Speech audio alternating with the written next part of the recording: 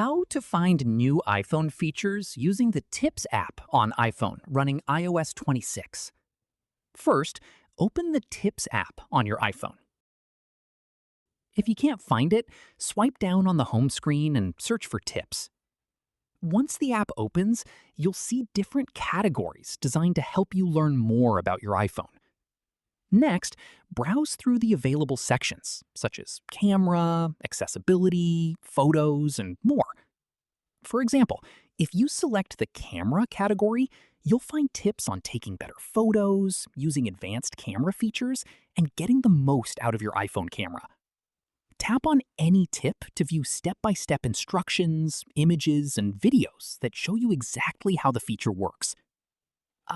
Some tips also include shortcuts that take you directly to the relevant settings, making it easier to try out new features right away.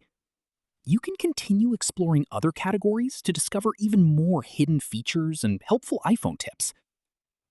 The Tips app is a great way to stay up to date with new iOS 26 features and learn useful tricks you may not have known about.